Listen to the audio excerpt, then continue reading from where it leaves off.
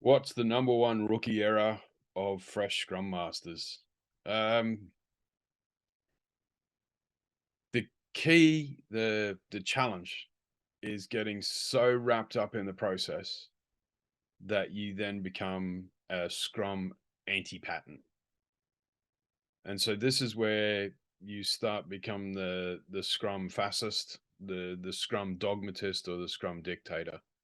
And you're not applying the intelligence and humanity that the accountability requires with your team.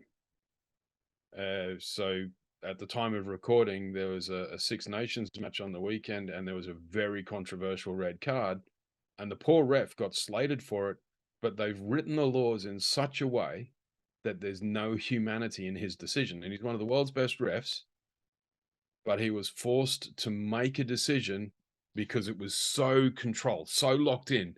Did this happen? Did this happen? Did this happen? You have to make this choice.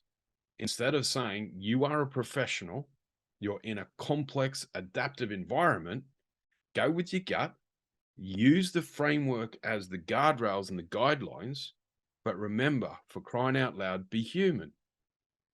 And so as you're helping work with your teams, yes, we need to get them into a 15-minute daily scrum, but you don't do it by being absolutely brutal on it. It's what I call judge dread mode.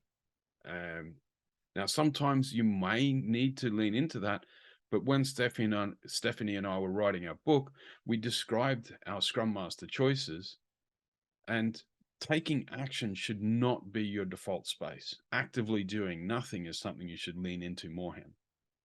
So if you just jump into these very administrative, very mechanical, very robotic ways, you're adding very little value as a Scrum Master. We might as well just open up Chat GPT and get them to facilitate the event, because you're not bringing the most essential element to the Scrum Master role, which is you.